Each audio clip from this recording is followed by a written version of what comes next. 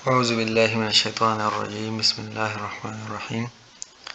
Dear students, KPPSC statistical officer का जो paper हुआ था 29 अक्टूबर 2024 को, उसके 5 क्वेश्चंस हमने ऑलरेडी अपलोड किए थे, उनके आंसर्स और सॉल्यूशन के साथ। अब मज़ीद हमारे पास 5 क्वेश्चंस जो है उनके आंसर देते हैं।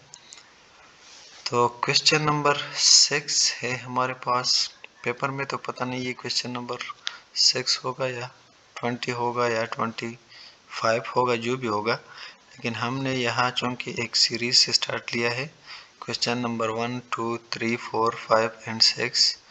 तो इसी तरह हमारे पास ये है question number 6, chi square goodness of fit test is अ।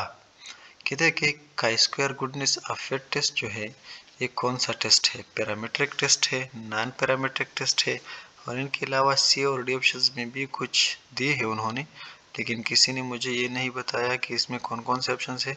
अलबत्ता इसमें हमारे पास आंसर जो है वो है नॉन पैरामीट्रिक टेस्ट, यानी ऑप्शन बी जो है ये करेक्ट ऑप्शन है। तो इसलिए हमारे पास ऑप्शन सी और डी की ज़रूरत ही नहीं है, तो ऑप्शन बी इसमें करेक्ट ऑप्शन है। क्वेश्चन नंबर 7 में कहते हैं कि any set of all possible outcomes of a random experiment is. एक क्वेश्चन ऐसा भी आया हुआ था कि जब हम एक एक्सपेरिमेंट कर लेते हैं, एक रैंडम एक्सपेरिमेंट, तो उससे जितने भी पॉसिबल आउटकम्स होते हैं उस सेट को हम क्या कहते हैं। Question number option number A में है सैंपल पॉइंट, बी में है सैंपल स्पेस, सी में है इवेंट स्पेस और डी में है ऑल ऑफ दीज या नॉन ऑफ दीज भी हो सकता है, लेकिन करेक्ट ऑप्शन जो इसमें है वो है बी। जब हम कोई एक्सपेरिमेंट कर लेते हैं एक रैंडम वेरिएबल का, तो उनके जो जितने भी हमारे पास पॉसिबल आउटकम्स होते हैं, मतलब पॉसिबल जितने भी है, तो उन सब की सेट को हम कहते हैं सैंपल स्पेस। लेट सपोज हम एक काइंड टास्क कर लेते हैं, तो उनकी 2 पॉसिबल आउटकम्स है हेड और टेल।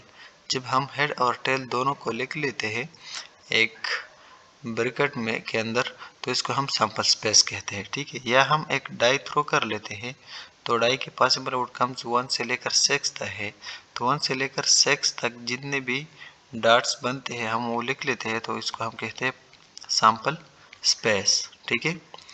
क्वेश्चन नंबर 8 में है for wealth and income which distribution is used. Question शायद वहाँ कोई डिफरेंट एंगल से लिखा होगा, लेकिन जो क्वेश्चन का मकसद है वो हमें बताया गया है। इसमें तो मैंने बस यही लिख दिया, मैंने बहुत सर्च किया लेकिन मैंने ये नहीं फाइंड किया कहीं और पर कि मतलब ये कौन सी वेबसाइट से या कौन सी बुक से लिया गया है, मुझे ये क्वेश्चन नहीं मिला। तो करेक्ट जो जिस तरह क्वेश्चन लिखा हुआ था उस तरह क्वेश्चन तो नहीं है, लेकिन उसका मकसद हमें पता चल चुका है। तो वेल्थ और इनकम के लिए जो डिस्ट्रीब्यूशन हम यूज़ कर लेते हैं वो पेरेटिव डिस्ट्रीब्यूशन है, ठीक है। ऑप्शन सी नंबर, ए नंबर में है बाइनॉमियल डिस्ट्रीब्यूशन, बी में है नॉर्मल डिस्ट्रीब्यूशन, सी में है पेरेटिव डिस्ट्रीब्यूशन और डी में है एफ डिस्ट्रीब्यूशन। तो इसमें करेक्ट ऑप्शन सी है, यानी पेरेटिव डिस्ट्रीब्यूशन, ठीक है। क्वेश्चन नंबर 9 है as the sample size tends to infinity and its estimate becomes its respected population parameter, this property is a। अच्छा, जब हम सैंपल साइज को इंक्रीज कर लेते हैं, ठीक है, और ये टेंड्स टू इंफिनिटी होती है, मतलब हमारे पास एक पॉपुलेशन है और उससे हमने एक सैंपल साइज लिया है, तो उस सैंपल साइज को हम इंक्रीज कर लेते हैं, मतलब ज़्यादा लेते हैं, ज़्यादा सैंपल पॉइंट्स उसमें इंक्लूड कर लेते हैं, और इतने सैंपल पॉइंट्स उसमें हम इंक्लूड कर ले, यानी सैंपल साइज को इतना हम एक्सटेंड कर ले कि वो उसका जो एस्टिमेटर है वो एक्चुअल पैरामीटर जो है उसकी सेम बनती है, ठीक है। मतलब म्यू की वैल्यू जो है या स्टैंडर्ड डिविएशन के सिग्मा की वैल्यू जो है, मतलब जो भी पैरामीटर हमने पॉपुलेशन से फाइंड किया हुआ है उसका करस्पॉन्डिंग एस्टिमेटर हम फाइंड कर लेते हैं। तो इस सैंपल साइज को हम इतना इंक्रीज कर लेते हैं कि जो हमारे पास एक्चुअल पॉपुलेशन पैरामीटर है वो और ये जो एस्टिमेटर है ये दोनों सेम हो जाता है, ठीक है। तो इस प्रॉपर्टी को कौन सी प्रॉपर्टी कहते हैं हम। ऑप्शन ए में है सफिशिएंसी, बी में है रिलायबिलिटी और सी में है कंसिस्टेंसी, डी में है अनबाइजनेस। तो इस प्रॉपर्टी को हम कंसिस्टेंसी कहते हैं, ऑप्शन सी। यानी जब हम सैंपल साइज को इंक्रीज कर लेते हैं और इसका एस्टिमेट जो है वो एक्चुअल पैरामीटर से सेम हो जाता है, तो इस प्रॉपर्टी को हम कंसिस्टेंसी कहते हैं। क्वेश्चन नंबर 10 में कहते हैं कि if Mann Whitney U test distribution has parameters n1 and n2 then the mean of this distribution is।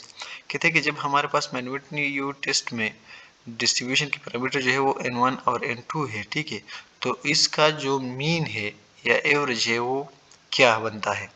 Option A में दिया गया है n1 n2 into n1 plus n2 plus 1 divide by 12। Option B में है n1 n2 divide by 2। Option C में है n1 n2 into 2n plus 1 divide by 4। और option D भी होगा, कोई किसी और तरीके से उसमें भी कुछ लिखा होगा। हो सकता है ऑप्शन ए और ऑप्शन सी का जो मैंने लिख के है ये किसी ने मुझे बताया है कि इसी तरह है, लेकिन ये भी डिफरेंट हो सकते हैं, लेकिन इसके साथ हमारा कोई ताल्लुक नहीं है, क्योंकि ऑप्शन बी जो है ये करेक्ट ऑप्शन है। n1 n2 डिवाइड बाई 2 हमारा पास करेक्ट ऑप्शन मौजूद है, तो हमारा काम है करेक्ट ऑप्शन के साथ, ठीक है। तो ऑप्शन बी जो है ये करेक्ट ऑप्शन हो गया, n1 and n2 divide by 2। जब मैनविटनी यू टेस्ट में हमारे पास दो पैरामीटर्स हो तो n1 और n2, तो उनका जो मीन है वो हम इसी फार्मूले से फाइंड करते हैं कि n1 को n2 से मल्टीप्लाई कर लेते हैं और फिर उसको 2 पर डिवाइड कर लेते हैं, ठीक है डियर्स। तो आज की वीडियो में ये 5 MCQs मैंने स्टैटिस्टिक्स के लिए हुए हैं और मैंने वो आपको बताई है, शायद आपको समझ आया होगा।